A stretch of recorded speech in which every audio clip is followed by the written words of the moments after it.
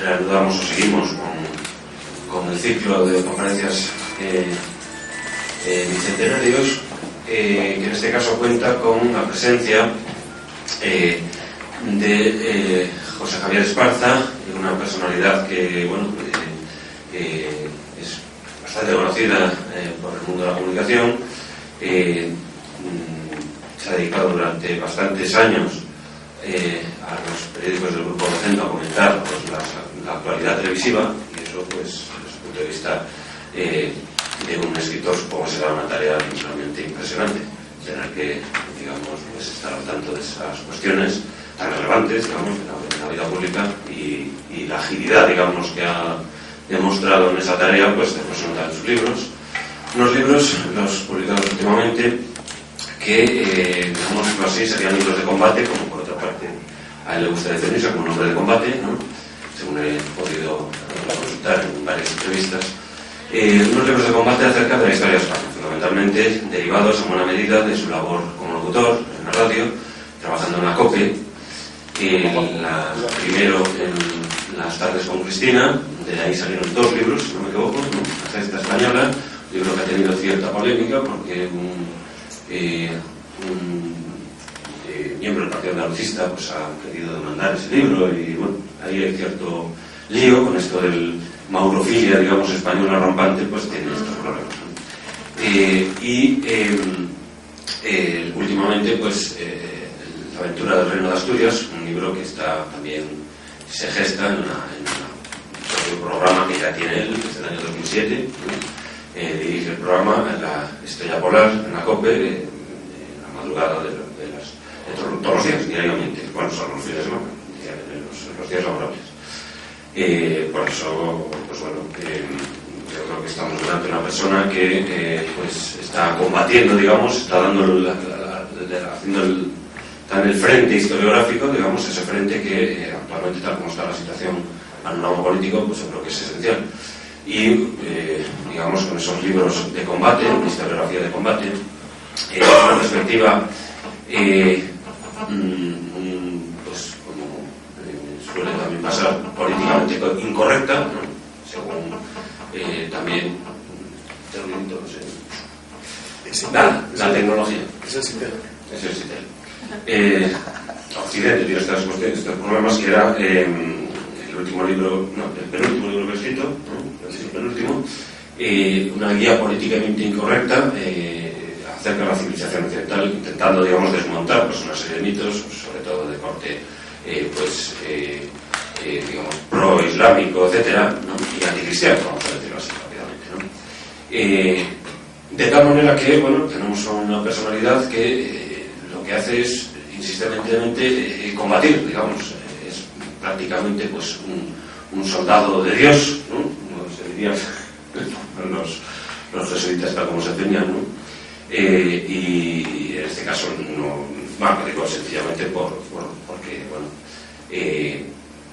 la afinidad, digamos, en el cristianismo, etcétera, pues la militancia a favor del cristianismo es clara, ¿no? Entonces, pues sin más, damos la palabra a José Javier Esparza, que habla de una personalidad, pues también un soldado que llega a ser más que un soldado, que es Santiago de Liniers, pues el último hombre fiel, como ha querido titular la conferencia de José Javier Esparza, que es pues el último virrey español, por lo menos nombrado por un rey español. Bueno, pues muchísimas gracias, y sin más, José Javier Esparza. Muchas gracias, Pedro. Bueno, muchas gracias a todos, al mundo materialista por haber organizado esto, al Centro Riojano por acogerme, y a ustedes por estar aquí, porque en el país del Cobra y tal, en una conferencia sobre el Liniers es una cosa que tiene muchísimo mérito, así que me siento muy honrado. Bueno, el contexto del personaje del que yo quería darles hoy es el siguiente, y me parece que es importante empezar por el contexto. El contexto es el bicentenario de las emancipaciones americanas, porque va a ser dentro de nada. Están pasando bastante desapercibidos los movimientos oficiales en torno a este asunto. Por si ustedes no lo saben, porque realmente lo sabe muy poca gente, les contaré que hay una especie de organismo oficial, una comisión, que un pequeño aparato burocrático, aunque en España me imagino que será grande el aparato burocrático, pero bueno, con un aparato que reside en la Casa de América, y cuyo principal cabeza es, a título de embajador extraordinario y plenipotenciario, que así se llama, el expresidente Felipe González, que es el embajador especial de España para la conmemoración de las emancipaciones, el bicentenario de las emancipaciones. Podemos prever, aunque todavía no ha empezado realmente nada, que en esta conmemoración el mundo oficial irá por un camino, falta saber cuál, y que por lo que se va viendo ya al otro lado del mar, este bicentenario va a servir sobre todo para actuar como escenario a la política reivindicativa de los movimientos, digamos, bolivarianos, desde el caudilismo de Chávez en Venezuela, el neoindigenismo de Morales en Bolivia, pasando por el populismo de Correa en Ecuador. Yo personalmente me temo que eso también va a ser utilizado por cualesquiera otras fuerzas y poderes locales allá para legitimar su propio poder, con demasiada frecuencia puramente oligárquico, y con el procedimiento habitual de construir un enemigo ficticio, que será España, la permanente culpable de la pobreza de Iberoamérica, y responsabilizar a España de todos los males que actualmente tienen lugar en América Española. Habría que esperar que España, por su lado, fuera capaz, en esta ocasión, de plantear una alternativa a esta simplificación burda de las cosas. Habría que esperar, lo digo, pero me parece que, como en otros muchos asuntos, habrá que esperar sentados, porque nuestro mundo oficial da de sí lo que da. Bueno, esto es lo que concierne a la conmemoración oficial. Pero hay otra conmemoración, que es la que se está escribiendo desde la universidad, desde la investigación, desde la gente que se preocupa, desde la edición independiente. Yo me había traído 2 libros que me he dejado en casa, como me pasa siempre, pero bueno, luego se los cuento. Y si uno mira ese trabajo que se está haciendo, hay razones para ver el paisaje algo más iluminado. ¿Por qué? Pues ante todo porque hoy se está escribiendo con más libertad y con más desenvoltura algo que, bueno, que en realidad es una evidencia, pero que hasta ahora nunca se había expresado de una forma tan clara, ¿no? Y es lo siguiente, que las emancipaciones americanas no fueron una guerra de liberación, ni un episodio de descolonización, ni menos aún un levantamiento de la América indígena contra la opresión gachupina, o sea, española. No. Las emancipaciones americanas fueron, ante todo y sobre todo, una sucesión de guerras civiles en el interior de las sociedades criollas. Guerras españolas, guerras libradas por españoles, por los españoles de América.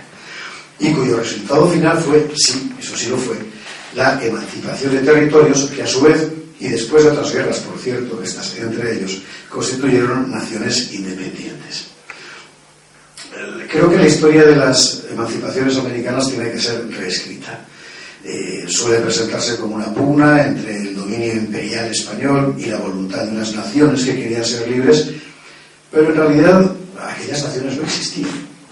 En realidad todo aquello tuvo mucho más de guerra civil entre clanes enfrentados, entre grandes familias enfrentadas, españoles unos, independentistas los otros. Quienes se levantaron contra la autoridad de la corona en América fueron con frecuencia los mismos que pocos años antes se habían levantado en nombre de la corona contra la invasión napoleónica. Unos y otros levantamientos además aparecen en esta historia permanentemente mezclados, solapados, confundidos y además dando lugar a nuevos enfrentamientos después, y el personaje del que vamos a hablar hoy es un buen ejemplo.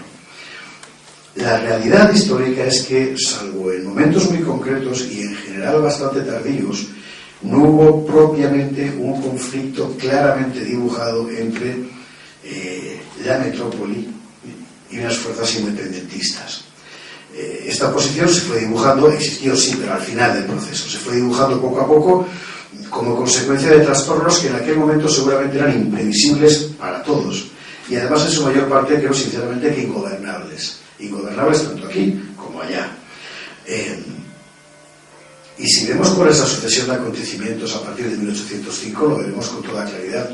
Quiero recordarles que todavía en 1803 España, la corona española, a petición del Virreinato de Nueva España, monta la expedición Balmis contra la viruela. Una historia poco conocida, que fue la primera expedición científica internacional de asistencia médica. La gente se moría de viruela por millones. José Celestino Mutis, aquel enorme científico colombiano que intentó importar la vacuna que había creado Jenner contra la viruela, no lo consiguió porque las muestras se morían en el barco.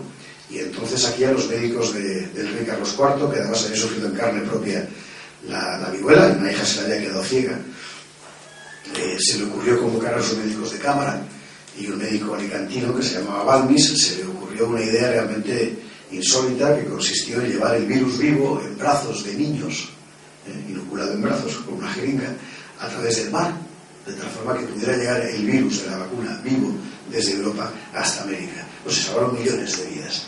Es decir, que la España de 1803 era un auténtico carajal, la América de 1803 estaba llena de corrientes de convulsión, pero en 1803 todavía podían pasar estas cosas. Bueno, solo 2 años después todo cambia. Cambia fundamentalmente a partir de Trafalgar y sobre todo de las consecuencias políticas de la batalla de Trafalgar. Primero, la amenaza inglesa sobre las tierras españolas de América, después la quiebra de la autoridad regia española por la invasión napoleónica, al mismo tiempo las convulsiones políticas en una atmósfera de enorme confusión entre las distintas facciones que se atribuyen la representación veraz de los territorios y del poder en unos sitios y en otros, e inmediatamente después los enfrentamientos armados entre todas esas facciones. Es decir, estamos en una situación de caos, de un fuerte caos. Me van a perdonar que siga puliendo un poco el asunto, porque me parece importante definir bien el objeto. Quiero además señalar otras cuantas cosas que me parece que es muy importante explicar para entender bien lo que pasó y por qué pasó. Primero y fundamental, que las Indias no eran colonias. Hoy tendemos a pensar que aquello era para nosotros como Ceilán para los ingleses. No tiene nada que ver.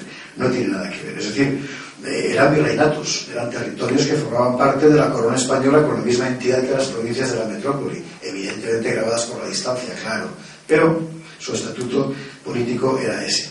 Por la misma razón que España no disponía en América de tropas coloniales, de ejércitos coloniales, como si los tuvimos en Marruecos. En América no.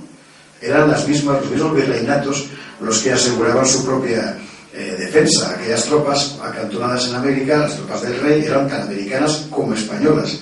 No había diferencia entre, yo que sé, un cuartel en Cuenca y un cuartel en Buenos Aires. Era la misma gente. Era la misma gente. A un futuro libertador como el general San Martín, en Argentina, lo vamos a encontrar en la batalla de Bailén peleando bajo las banderas de la corona española, ¿no? Bueno, tercera cuestión importante. El modelo de nación que España posee en este momento, antes de 1808, no tiene nada que ver con lo que hoy conocemos por nación. No es un modelo de nación centralizada al estilo moderno. Ahí estamos todavía en una etapa de nación al estilo antiguo régimen, donde la estructura del poder es muy descentralizada, también muy oligárquica, y donde el vínculo de organización no es una legalidad institucional abstracta en la que te reconoces, tu nacionalidad, tu carnet de identidad, la Constitución, no tiene nada que ver con eso, sino que es esencialmente el lazo de fidelidad a la corona. Bueno, en este carácter nítidamente tradicional del orden político español de aquel momento, hay que encontrar las causas de 2 factores que aquí van a ser importantísimos. Uno, que el propio sistema tenía unas insuficiencias cada vez mayores. Realmente era un sistema de poder muy anquilosado.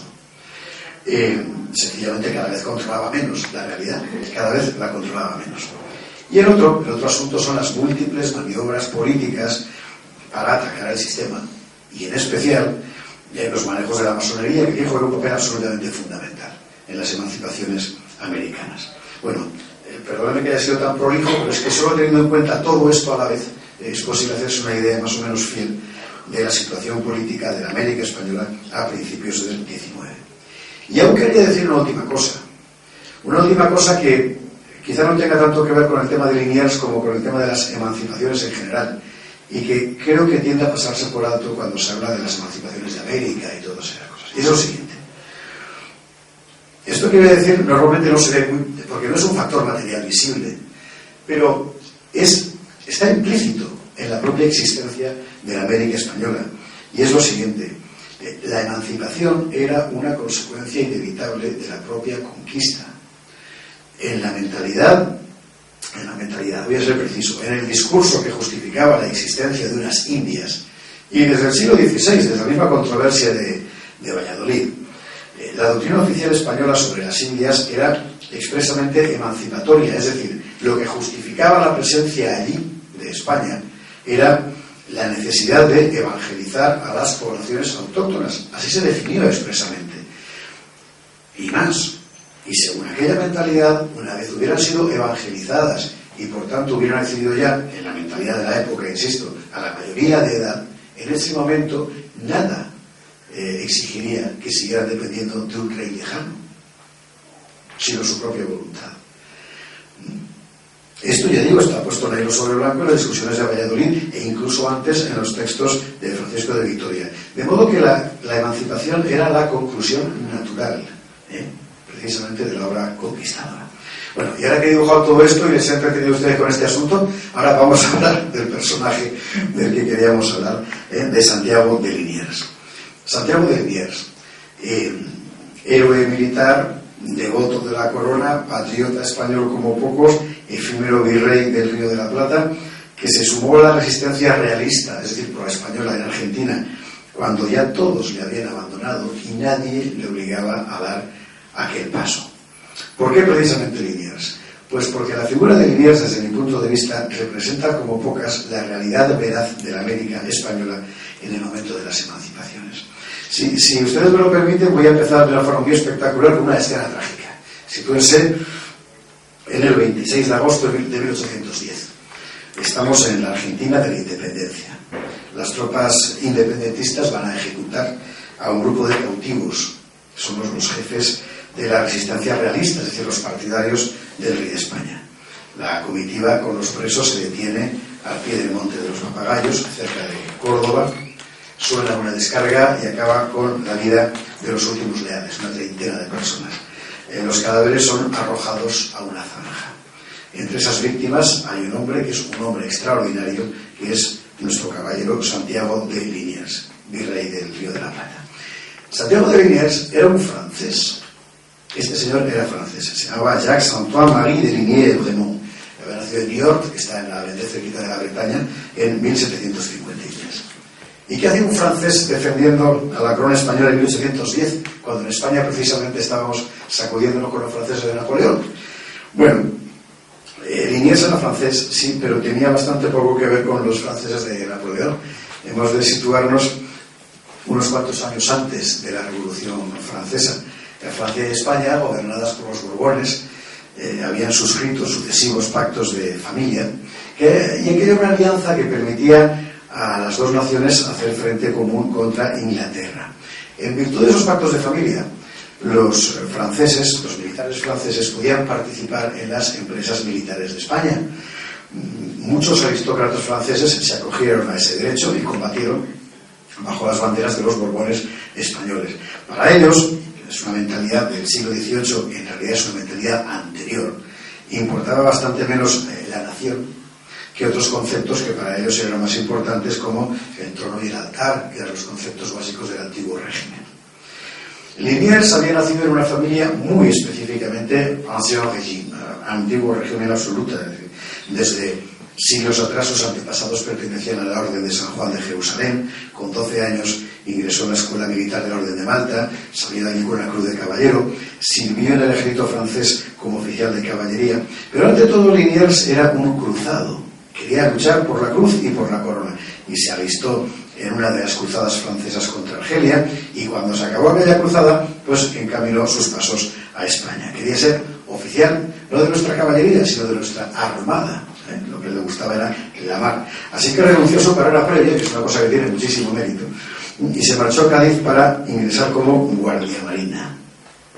En 1775 recibe el grado de alférez de fragata, y a partir de ese momento Liniers, que ya no es Jacques de Liniers sino Santiago de Liniers, despliega una carrera brillantísima. Combate en Santa Catalina, en la colonia del Sacramento, en la guerra del 79 contra Inglaterra, en el sitio de Mahón, en la conquista de Menorca, en Gibraltar. En Gibraltar atrapa a un corsario inglés, le recompensan por esa hazaña, y aquí se casa con una española, con una malagueña, que se llamaba doña Juana de Melguiel.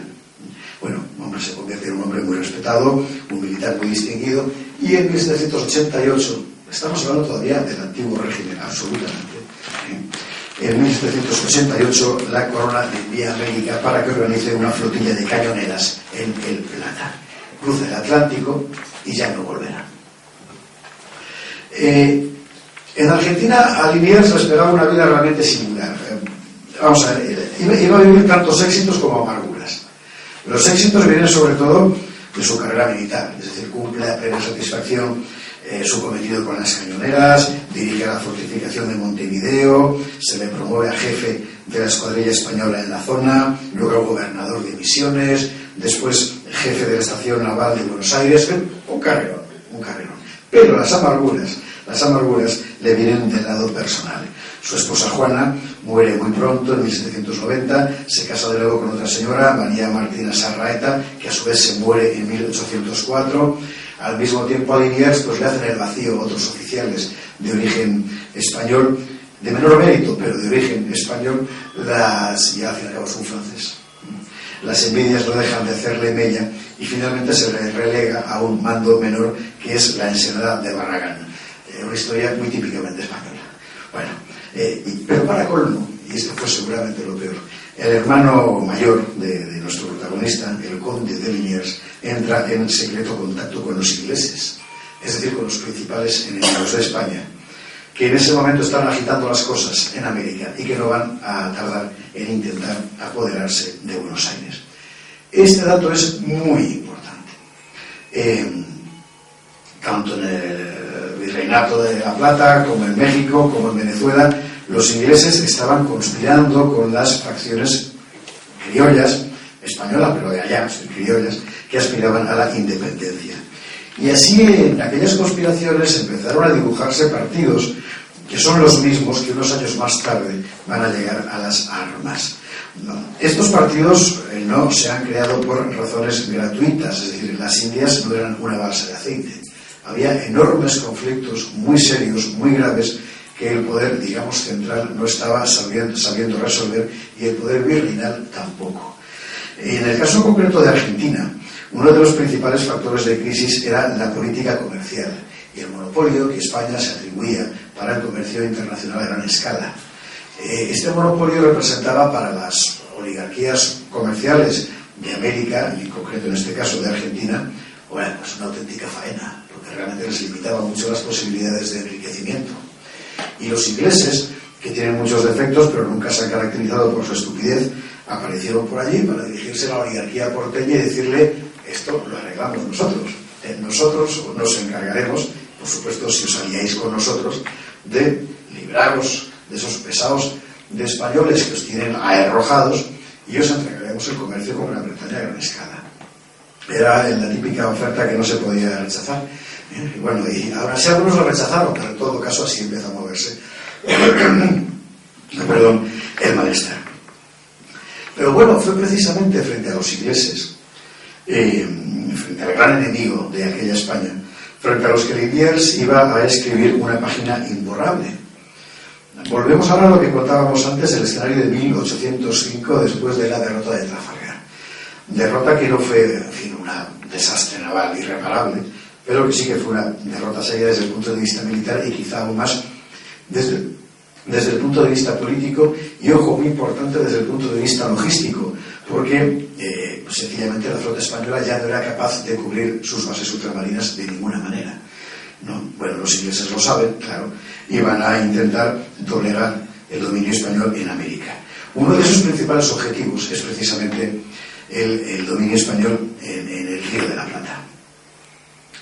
La gran cuestión estratégica que se planteaba entonces era: ¿atacaremos Montevideo o atacaremos Buenos Aires? Y para los españoles era: ¿nos atacarán por Montevideo o nos atacarán por Buenos Aires? Esta era en realidad la gran discusión. Los españoles creyeron que atacarían en Montevideo, pero no, los ingleses atacaron Buenos Aires. Estamos en 1806 y aparece una poderosa flota al mando del comodoro Home Popham, que se dirige a la Plata. Liniers, desde su puesto avanzado en Barragán, pues si recordamos estaba allí, se habían marginado ya a Barragán, los ve pasar y cursa aviso al virrey, que se llamaba Sobremonte. Pero Sobremonte estaba convencido de que la flota iba contra Montevideo. y entonces reaccionan equivocadamente. Los ingleses llegan a Buenos Aires y lo toman realmente con escasa oposición. Ya hemos dicho que allí no había un ejército colonial, que era otra cosa como estaba organizado aquí, ¿no? Aparece un general que se llama Beresford, que se convierte en jefe de la ciudad. El virrey huye a Córdoba, no proclama la independencia de Beresford, no proclama la independencia del Plata, evidentemente, pero simplemente Gran Bretaña ha ocupado un pedazo de España.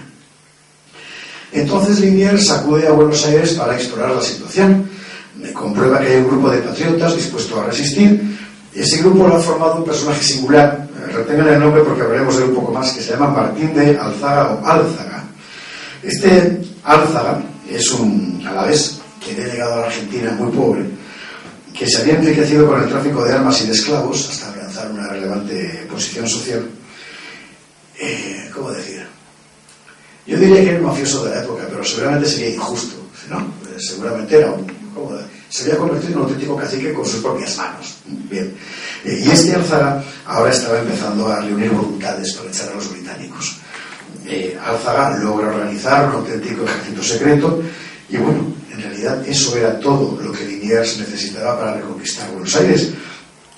Nuestro hombre vuelve a Montevideo, obtiene del gobernador armas, munición, hombres y embarcaciones, y con esos pertrechos Liniers va a ejecutar una operación que desde el punto de vista militar es admirable, sobre todo porque tenía mucho de suicida, y consiste en lo siguiente: desembarcar, cruzar todo el estuario y desembarcar en Buenos Aires.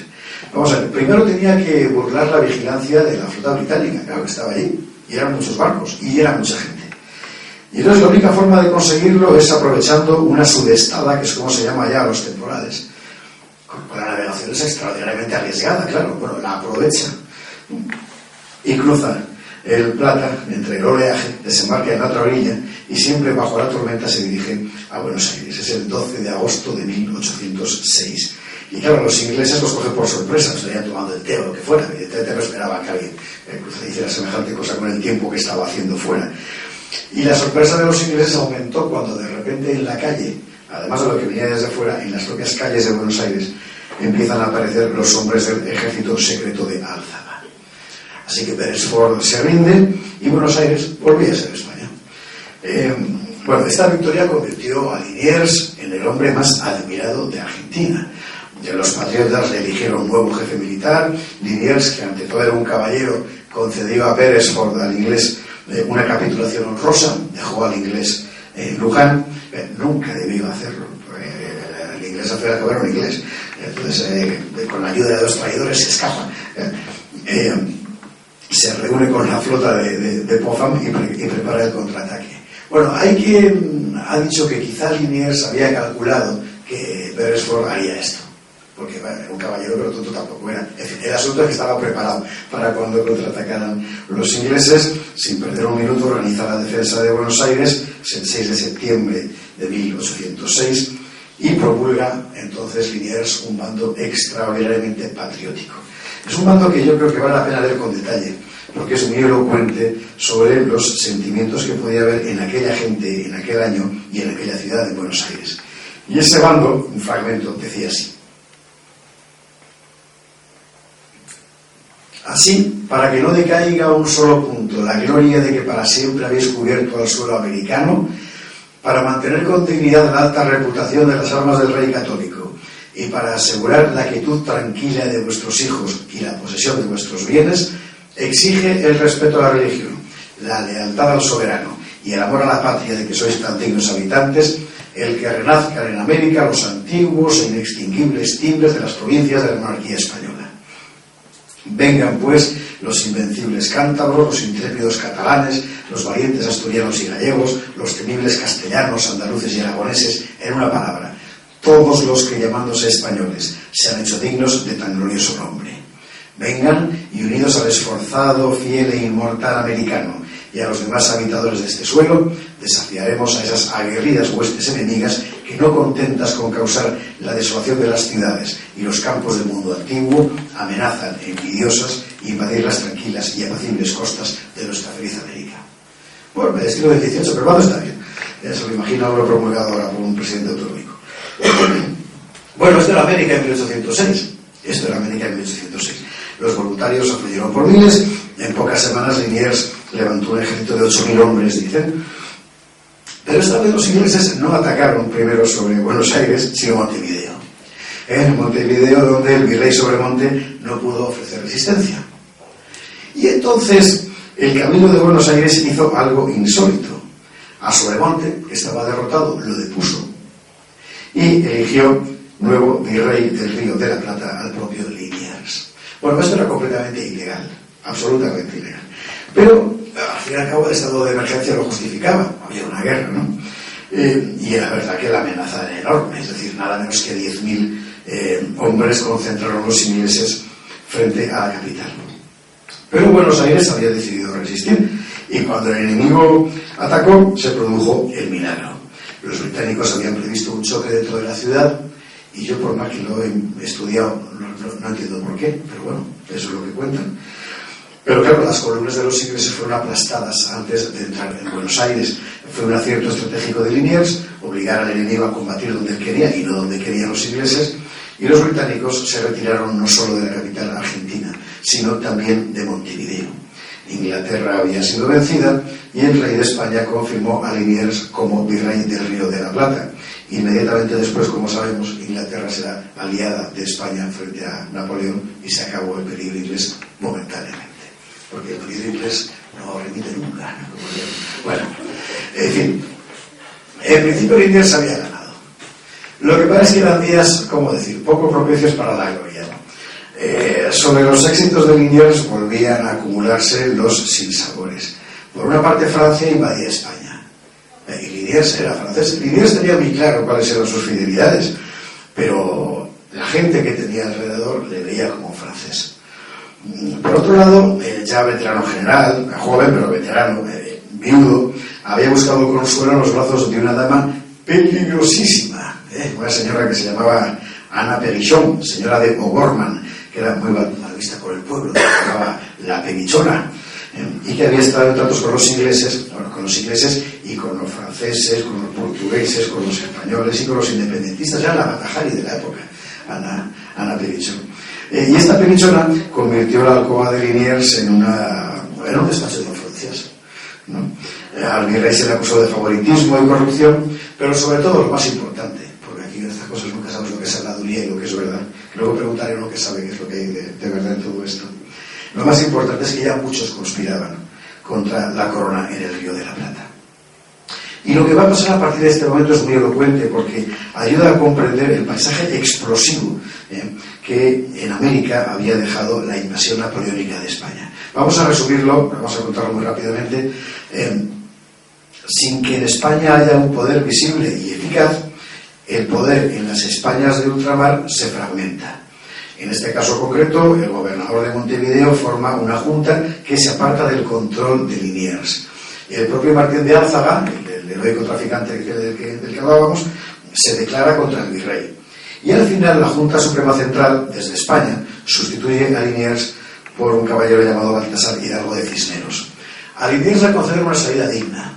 Es nombrado conde de Buenos Aires, sale de la ciudad, se instala en una antigua estancia en la provincia de Córdoba allá, no de la de aquí. Y mientras tanto en el Plata se encrespan las pugnas entre facciones y entre partidos. Es julio de 1809 ya. Al héroe Liniers le queda poco por hacer allí y al parecer en este momento empieza a preparar su retorno a España. Pero nunca llegaría a emprender ese viaje de retorno, y ahora veremos por qué. Con España ocupada por los franceses y con el poder virreinal en crisis y con los ingleses tejiendo intrigas, toda la Argentina se convierte en un hervidero. El poder de verdad lo representa la burguesía local, la gran burguesía local. ¿Qué representa ese poder? ¿Cuál es su bandera? Bueno, en este momento, y en realidad no representa más bandera que la de ella misma, que la bandera de esta oligarquía local. En mayo de 1810 se sublevan los nuevos amos de Buenos Aires. Durante un mes los movimientos se suceden a ritmo de vértigo. Primero, el cabildo se emancipa en nombre del rey de España contra el dominio francés, contra el dominio de Napoleón, pero después termina proclamando la independencia. Y a partir de ahí la deriva jacobina ya es irreversible. Entran en juego muchas fuerzas al mismo tiempo. oligarcas que hacen exactamente lo mismo, pero oligarcas que se levantan en nombre de la corona española, oligarcas que hacen lo mismo, pero en nombre de la independencia, de influencias extranjeras, intereses particulares, la masonería, el follón. Volvemos a la situación de caos, que ese es el mapa, si recuerdan ustedes, que habíamos dibujado al principio de nuestra exposición. Bueno, ¿y qué hace mientras tanto Liniers? Pues Liniers está lejos de todo eso. Está lejos, pero acuden a contárselo. Vamos a ver, esto es un rasgo psicológico muy importante de nuestro personaje, es decir, en realidad nada le obligaba a meterse en aquel asunto. Él había sido ya apartado de cualquier responsabilidad, había cumplido su misión, estaba ya fuera de juego y además con honor. Pero para el veterano militar, la traición del Cabildo de Buenos Aires era sencillamente inconcebible. Y cuando le contaron lo que estaba pasando, que el Cabildo se había declarado contra la corona española, aquel francés reaccionó como un Quijote. Y esto es lo que contestó a quienes le informaron de los acontecimientos. Será necesario considerar como rebeldes a los causantes de tanta inquietud. Como militar, estoy pronto a cumplir con mi deber y me ofrezco desde ya a organizar las fuerzas necesarias. La conducta de los de Buenos Aires con la madre patria, en la situación en que se halla debido al atroz usurpador Bonaparte, es igual a la de un hijo que, viendo a su padre enfermo, pero de un mal del que probablemente se salvaría, lo asesina en la cama para heredarle. Bueno, la idea es muy interesante porque define bastante bien la situación desde el punto de vista de quienes seguían fieles al rey. Un hijo que, viendo a su padre enfermo, le asesina en la cama para heredar. Desde el punto de vista contrario, desde los independentistas, el padre, enfermo, había dejado de preocuparse por los hijos, que ahora tendrían que valerse por sí solos, y eso justificaría la independencia. Bueno, Liniers se prestó a volver al combate, pero no tendrá opción. Esperaba refuerzos que no llegaron jamás, pudo movilizar unas exiguas milicias, y bueno, sencillamente no había nada allí. El ejército español en Plata estaba partido en dos, como todo en aquel mundo, como todo en aquella América, y una parte era realista, mientras la otra independentista, y yo sospecho que la mayor parte sin saber exactamente a qué carta quedarse. Mientras tanto, en Buenos Aires, la Junta condena a muerte a Liniers, a él y a todos los demás líderes de lo que consideran el Partido Español. Y el 10 de agosto, Liniers es detenido en Córdoba. Y entonces va a ocurrir algo realmente notable. Liniers está preso, le han pillado, le han atrapado, sobre él pesa una condena a muerte, pero resulta que nadie se atreve a matar a Liniers. Nadie se atreve a matar al héroe de Buenos Aires, es demasiada tarea. El Cabildo de Córdoba elude la responsabilidad y opta por quitarse de encima el problema. En vez de ejecutar a Liniers, le mandan a Buenos Aires. Pero claro, también en Buenos Aires Liniers seguía siendo un héroe. Si llegaba a la capital, lo más probable sería que los vecinos, o una parte de ellos, se lanzaran a la calle para aclamarle. Y entonces, ¿cómo le matas? No podía ser, ¿no? En fin, había que impedir por todos los medios que Liniers llegara a Buenos Aires. Había que matarle por el camino. La misión se va a encomendar a uno de los más fervientes revolucionarios argentinos, Juan José Castelli, hijo de un comerciante veneciano, ex sacerdote, agitador jacobino, el mejor orador de la revolución, un tipo realmente talentoso, que era uno de aquellos conspiradores que años atrás habían pactado con los ingleses para allanar la independencia. Este Castelli es quien sale al encuentro de la comitiva en su camino a Buenos Aires con la misión expresa de matar a Liniers. El 26 de agosto, Castelli ejecuta el fusilamiento de Liniers y de los demás líderes realistas, y serán los primeros, por cierto, de una larga cadena. Y así concluyó la trágica historia de Liniers, el último leal. Igualmente trágico y menos glorioso fue el final de los otros protagonistas que han ido saliendo en nuestra historia. ¿Se acuerdan de la Perichona? La Matajari aquella, la señora aquella con la que se dio Liniers. Bueno, el propio Liniers la expulsó de Buenos Aires, la mandó a Río de Janeiro. Intentará volver a la Argentina varias veces, no lo conseguirá nunca. Morirá exiliada en Río en 1947, ya con 72 años. Para la época, una edad muy avanzada. Vale la pena fijarse en el final de los otros protagonistas de nuestra historia, porque les pasó es muy elocuente sobre la verdadera naturaleza de lo que fueron las guerras de la emancipación. Martín de Álzaga, el traficante, el vasco este de que traficaba con armas y clavos y tal. Bueno, En julio de 1712, el gobierno que habían formado en Buenos Aires los independentistas, a los que el propio Álzaga había apoyado, dijo que había descubierto una conspiración de españoles. ¿Qué querían los conspiradores? Pues no se sabe. No se sabe, entre otras cosas, porque parece dudoso que existiera aquella conspiración. Pero el gobierno, basándose en pruebas y confesiones extremadamente sospechosas, aprovechó la noticia para ejecutar una purga a fondo. Extendió la acusación a Álzaga y a un amplio número de sus partidarios. Álzaga fue arrestado, sometido a un juicio secreto, tan secreto que nunca fue publicado ni se conoció jamás la identidad del único testigo que declaró en su contra, y después fue condenado a muerte, él y otras 30 personas.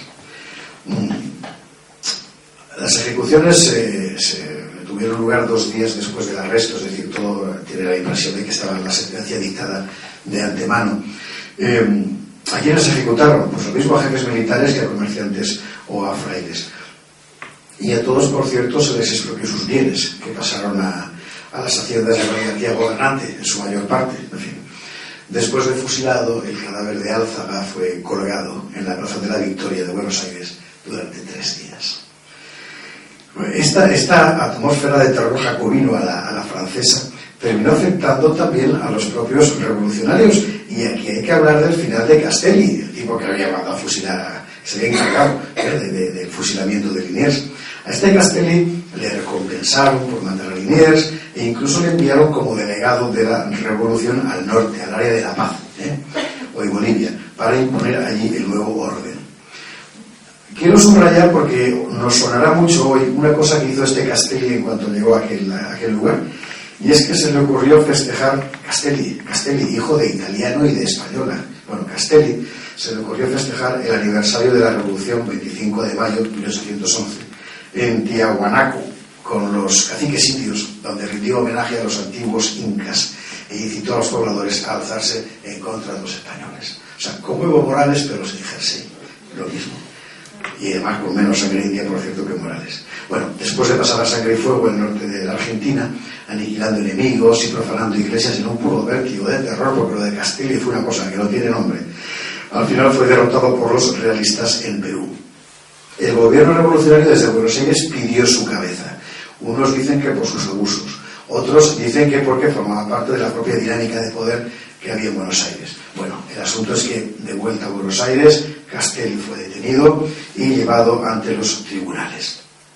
Allí perdió el habla por un cáncer de lengua, de forma que el mejor orador de la revolución tuvo que asistir a su juicio en silencio. Y murió víctima de ese cáncer en 1812, antes de que el tribunal dictara sentencia.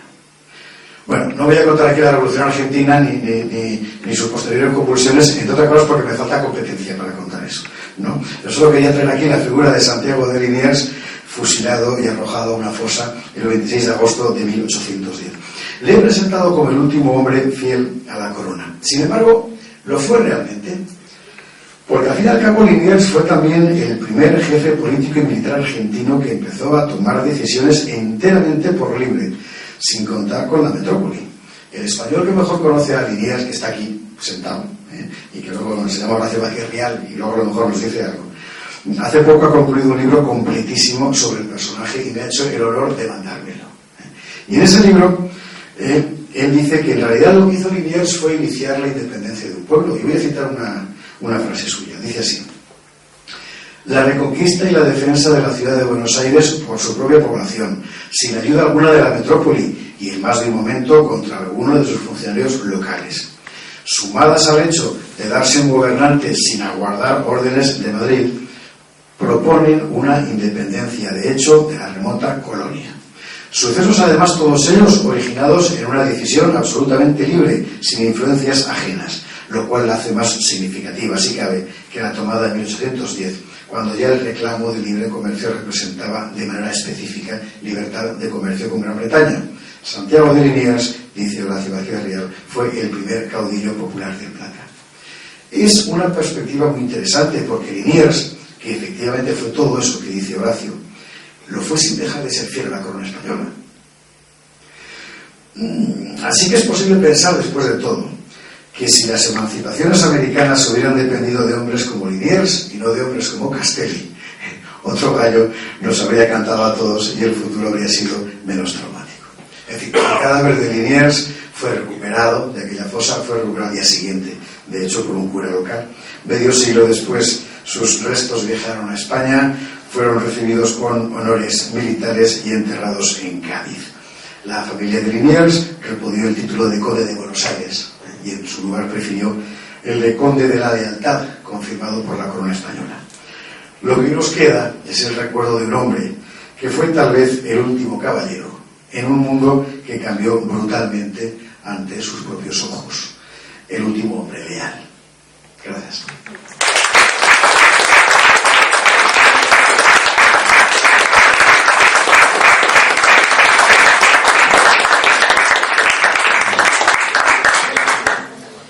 Muchas gracias. Lo que les comentaba al principio de la agilidad y de la... Bueno, esta es la esencia de la historia, lo que acabamos de asistir, un relato con todas las de la ley, bien estructurado y bien desarrollado.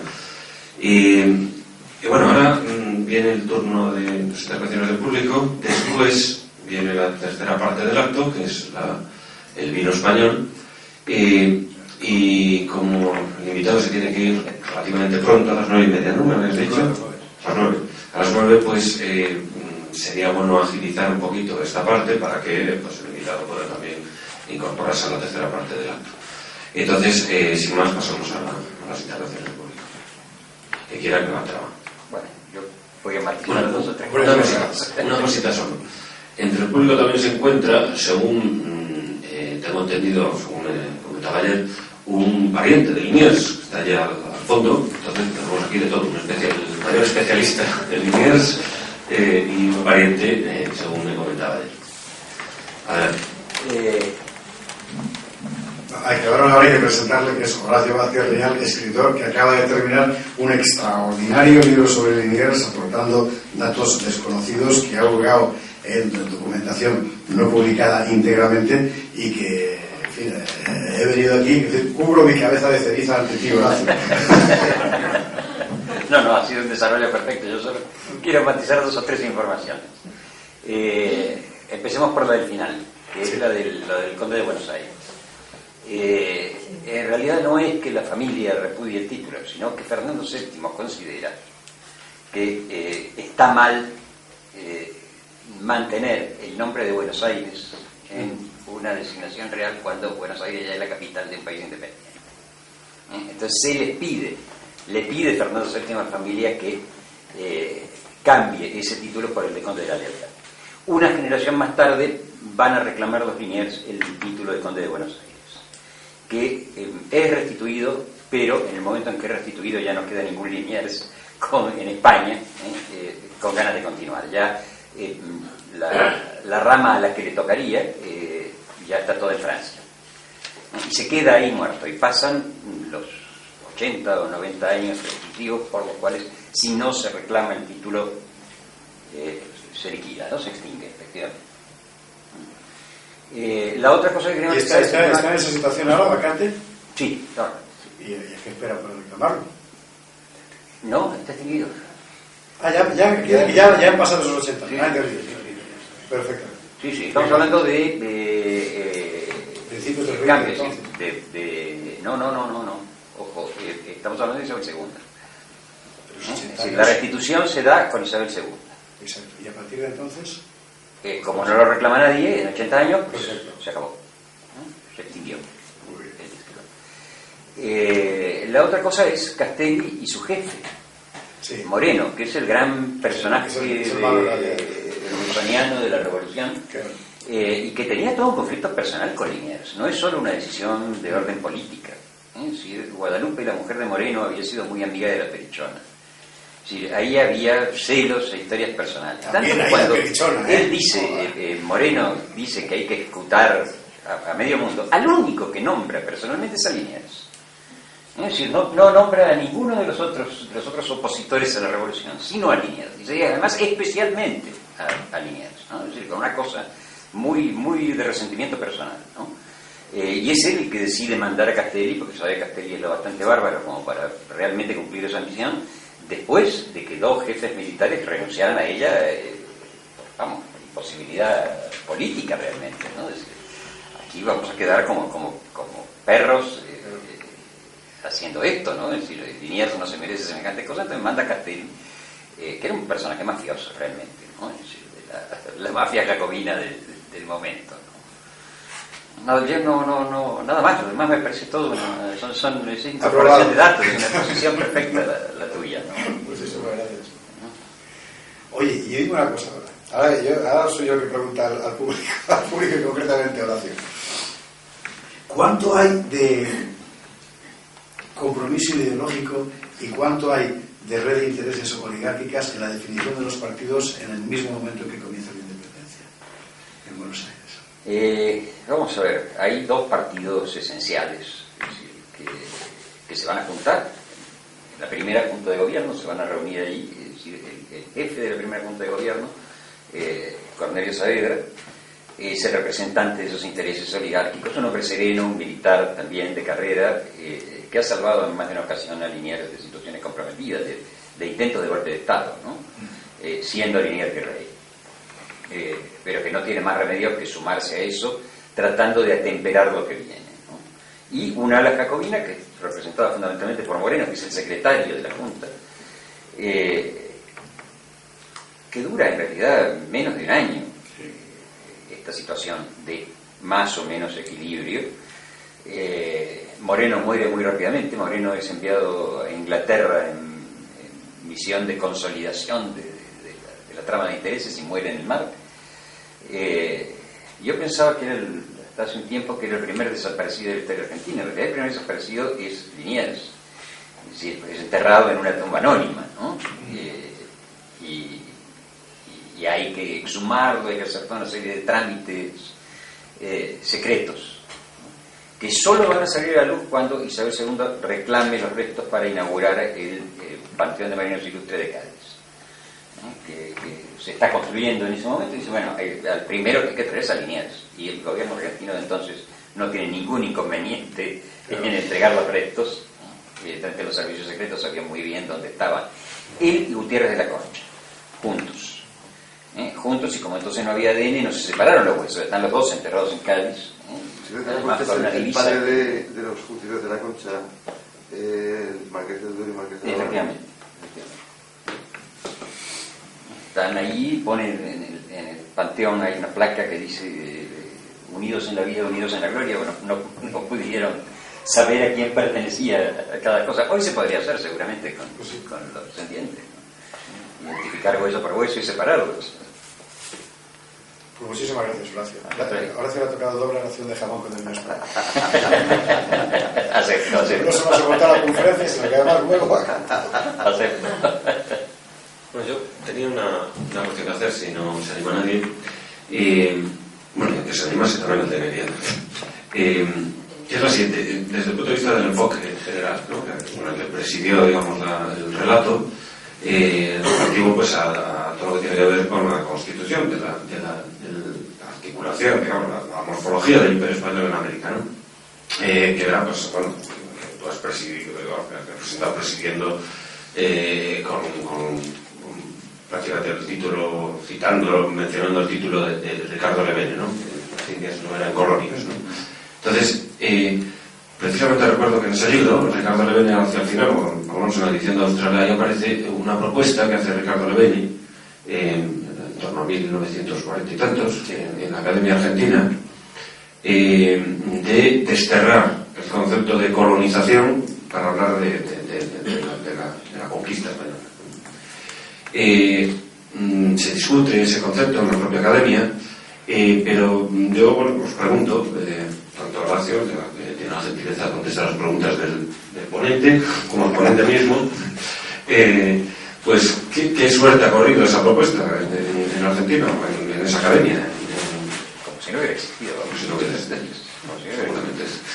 existido. Contra todas las pruebas visibles, contra todo el corpus de la ley de Indias, evidentemente las Indias no eran colonias, ¿no? Sí, no, las pero hay una necesidad de la progresía de establecer que esas sí efectivamente eran colonias. No, progresía y no progresía, porque prácticamente eso cuajaron prácticamente toda corriente historiográfica. Es que la progresía es el zeitgeist actual, ¿no? El espíritu de estos tiempos es progre. Humphrey Donkey, por ejemplo. De estos tiempos, quiero decir, de 1950 para acá. El statu quo es progre.